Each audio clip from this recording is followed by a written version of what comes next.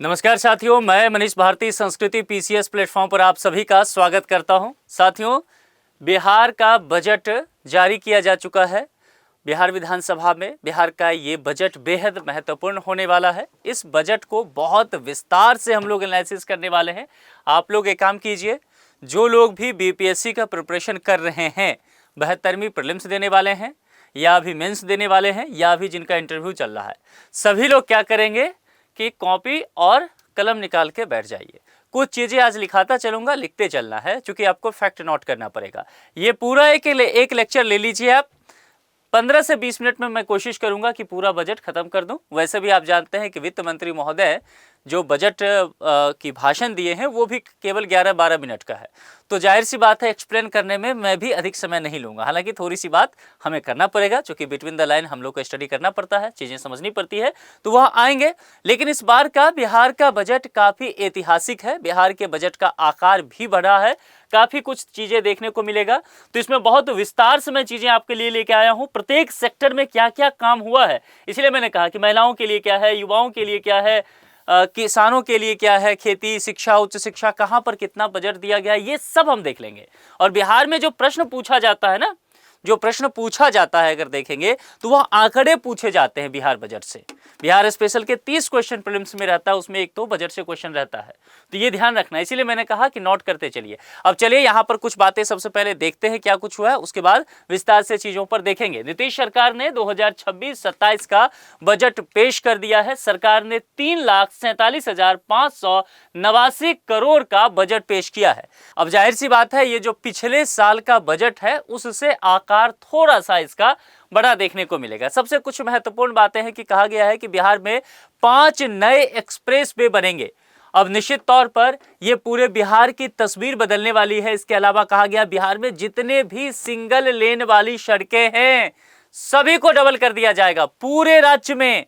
तो आपके गांव घर जहां से भी जो सड़क निकल रहा होगा, जो सिंगल सड़कें होंगी, उसको डबल किया जाएगा। आप समझ सकते हैं बिहार के परिवहन व्यवस्था को पूरी तरह से बदलने की तैयारी है। एक बार नीतीश कुमार जब मुख्यमंत्री बने थे तब बिहार की सड़कों की हालत बहुत खराब थे। 2005-6 में मैं आपको लेके चलता हूं, आज से 20 साल पहले।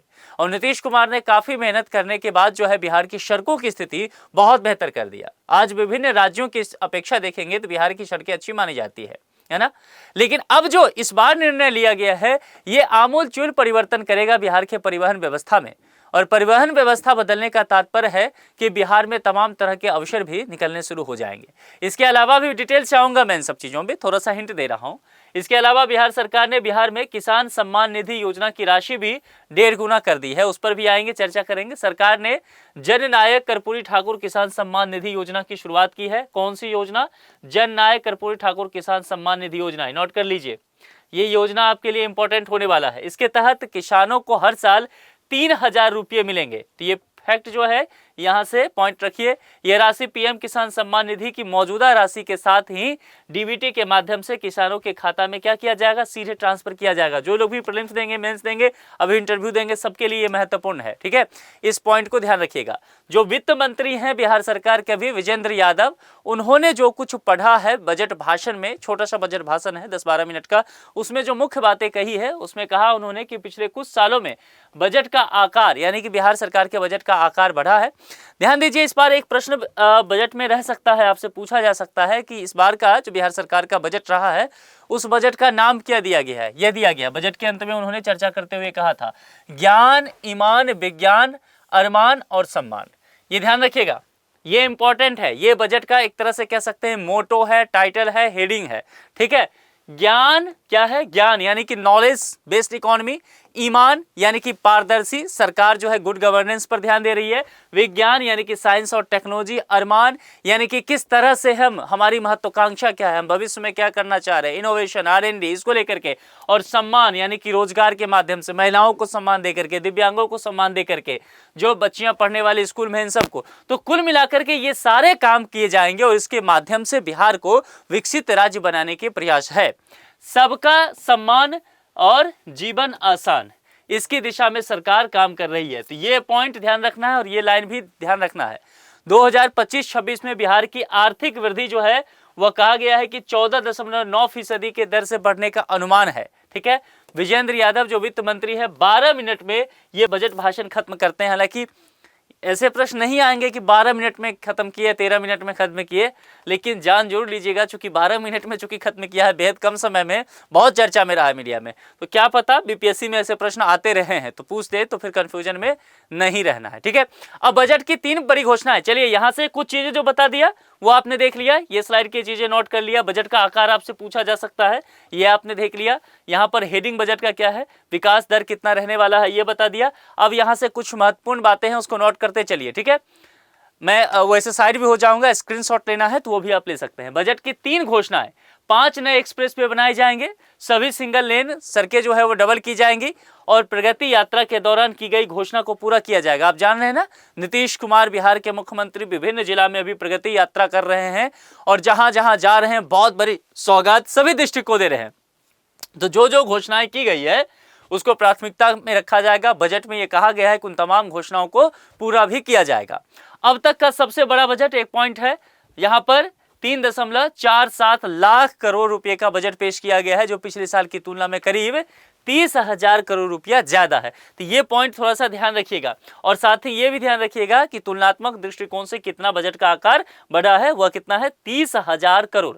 शिक्षा, बिहार सरकार ने कमाल का काम किया है। फिर से समझ लीजिए, बिहार सरकार शिक्षा को सबसे महत्वपूर्ण स्थान दे रही है और ये अपने आप में बहुत बेहतर चीज है। विभिन्न विकसित राज्य जो हैं वो भी नहीं कर रही हैं चीजें।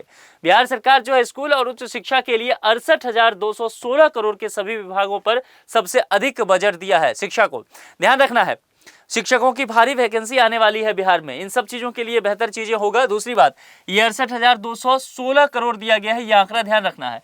आप बजट जब पढ़ें तो यहाँ पर लिख लें कि शिक्षा कितना राशि दिया गया, स्वास्थ्य कितना राशि दिया गया, ग्रामीण विकास कितना, महिलाओं के लिए कितना, किसानों के लिए कितना।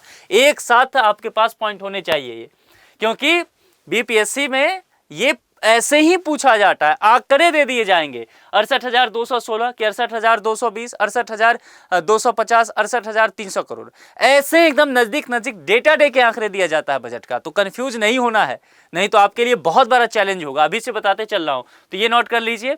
स्वास्थ्य और ग्रामीण विकास का देखेंगे, अगर स्वास्थ्य के क्षेत्र में देखा जाए तो 21,270 करोड़ रुपया दिया गया है। ग्रामीण विकास पर इस बार सरकार बहुत फोकस करते नजर आई है और ग्रामीण विकास पर 23,701 करोड़ रुपया दे दिया है ग्रामीण विकास को। निश्चित तौर पर सरकार की जो अवधारणा है कि एमएसएमई सेक्टर हो जाए, हस्तशिल्प हो या स्वरोजगार की बातें हो, ग्राम विकास कैसे किया जाए, इन सब चीजों को लेकर के फोकस किया जाएगा। किसान बिहार सरकार के टारगेट में हमेशा है, किसानों के लिए हमेशा काम किया जा रहा है। मुख्यमंत्री किसान सम्मान निधि के तहत किसानों को 3,000 रुपया सालाना अब अतिरिक्त देने की बात की गई है। इसके अलावा नीतीश कुमार युवाओं पर कुछ ज्यादा ही मेहरबान रहते हैं। 2025 से 30 के बीच 1 करोड़ रोजगार की बात पहले ही कैबिनेट में कर चुके हैं, 5 साल में किए जाएंगे, जो बजट में शामिल किया गया है। यानी कि यहां पर बजट में युवाओं पर भी फोकस की गई है। साल 2026-27 में किस विभाग पर कितना बजट आया है ये देख लीजिए, यहां नोट कीजिए। शिक्षा एवं उच्च शिक्षा दोनों का अगर मिलाकर के देखेंगे तो 68,216.95 करोड़ है। इसके अलावा ग्रामीण विकास में देखेंगे 23,701.18 करोड़। जैसा जो आंकड़ा है ना वैसा ही याद रखना है ना, ये लमसम नहीं देखना है कि चलो 23,000 होगा, नहीं, क्योंकि इतने फैक्ट आपसे पूछे जाएंगे डिटेल्स में कि आप जरा भी मिस करेंगे तो गलत होगा। तो ध्यान रखिएगा, अभी आपको मैं हिंट दे रहा हूं। गृह विभाग जो पुलिस प्रशासन है उसके लिए 20,132.87 करोड़, तो ऐसे ही ध्यान रखिएगा, याद रहे, ऐसे ही रखना है। ऊर्जा विभाग के ऊर्जा की डिमांड बहुत ज्यादा बढ़ती जा रही बिहार में, इसको ध्यान देते हुए 18,737.06 करोड़ दिया है, तो काफी राशि ऊर्जा को दिया गया। सड़क निर्माण में एक बार फिर से बहुत ज्यादा राशि दी गई है, 18,716.97 करोड़, चूंकि ग्रामीण और शहरी दोनों सड़क निर्माण, और कहा गया है कि क्या किया जाएगा, पूरे राज्य में जितने भी 1 लेन की सड़कें हैं सभी को डबल कर दिया जाएगा। इसके अलावा अनुसूचित जाति और जनजाति यानी कि शेड्यूल कास्ट और ट्राइब के लिए विशेष प्रावधान किए गए हैं, जिसके अंतर्गत कहा गया है कि अनुसूचित जाति जो एससी होंगे उनके लिए जो व्यवस्था बजट में किया गया 19,603.02 करोड़, और जो अनुसूचित जनजाति यानी कि शेड्यूल ट्राइब है उनके लिए, चूंकि बिहार में शेड्यूल ट्राइब की संख्या बेहद कम है, 1% के आसपास है, 1% से थोड़ा ज्यादा है, तो जाहिर सी बात है राशि भी उसी के अकॉर्डिंग रखना था, तो 1,648.42 करोड़ की राशि दी गई है। ठीक है, इतना नोट हो गया। चलिए यहां पर बजट का देखेंगे किसानों के लिए क्या दिया गया। अब चलिए, राशि हमने बता दिया आपको, अब थोड़ा सा विस्तार से चीजों को देखना शुरू करते हैं। देखिए, किसान मुख्यमंत्री किसान सम्मान निधि ये सबसे महत्वपूर्ण यहाँ पर एक योजना के रूप में आएगा आपके पास। इसमें क्या है कि किसानों को 3,000 रुपया जो है अतिरिक्त देने की बात की गई है, ठीक है। तो उसके लिए, और दूसरी बात एक और महत्वपूर्ण है, कृषि रोड मैप। आप इससे पहले जो प्रीलिम्स हुआ है उसमें कृषि रोड मैप को लेकर के प्रश्न पूछा गया, तो ध्यान रखिएगा कृषि रोड मैप 4 को आगे बढ़ाया गया है। इसके अलावा चाहे वो दलहन हो, तिलहन हो, मक्का हो, फल हो, सब्जी उत्पादन हो, इन सबको दोगुना करने का लक्ष्य रखा गया है। Cold storage, processing unit, agri startup, इन सबको बढ़ावा दिया जाएगा। बड़े और मध्यम सिंचाई प्रोजेक्ट जो है उसको बढ़ाया जाएगा ताकि हर किसान के खेत तक सिंचाई की व्यवस्था हो सके। बिहार एग्री इंफ्रास्ट्रक्चर मिशन का गठन कर दिया गया है, बेहद महत्वपूर्ण। बिहार एग्री एक्सीलरेशन मिशन का गठन किया गया है, तो ये आपको ध्यान रखना है। इसके अलावा AI युक्त यांत्रिक कृषि मिशन का भी गठन करने की बात की गई है। ये AI युक्त जो चीजें हैं ना, ये बिहार सरकार इस बार के पहले कैबिनेट बैठक में भी इसको लेकर के चर्चा किया गया था। बिहार एग्री इंफ्रास्ट्रक्चर मिशन का भी गठन किया गया है और पशुओं के लिए गोट सीमेन स्टेशन जो है और वन हेल्थ प्लेटफॉर्म जो पशुओं के लिए है वह भी बनाने की बात की गई है। तो किसानों से संबंधित बहुत सारे डिटेल्स हैं, आप इसको एक एक डिटेल्स को देख लीजिए, यहाँ से प्रश्न रह सकता है। इसके अलावा छात्र और युवाओं के लिए क्या होगा, स्किल डेवलपमेंट और युवा ट्रेनिंग पर जोर होगा। तकनीकी और उच्च शिक्षा संस्थान का विस्तार होगा। 10 जिलों में मेडिकल यूनिवर्सिटी बनाए जाएंगे। ध्यान रखिए, मेडिकल यूनिवर्सिटी, हर पंचायत में मॉडल कॉलेज खोले जाएंगे। ये दोनों लास्ट के पॉइंट जो है इंपॉर्टेंट है, ठीक है, इसको ध्यान रखना है। इसके अलावा बजट में लोगों के स्वास्थ्य के लिए क्या है, तो जिला अस्पतालों को सुपर स्पेशलिटी स्तर तक ले जाने की योजना बताई गई है। मातृ मृत्यु दर और शिशु मृत्यु दर में कम होने का दावा किया गया है। और PMCH Patna medical college and hospital के पहले चरण में 1100 बेड तैयार होंगे, ये कहा गया। इसके अलावा सुलभ स्वास्थ्य सुरक्षित जीवन के तहत जितने भी ब्लॉक है बिहार में, सभी में हड्डी, आंख, कान, गला का इलाज कराने की बात की गई है।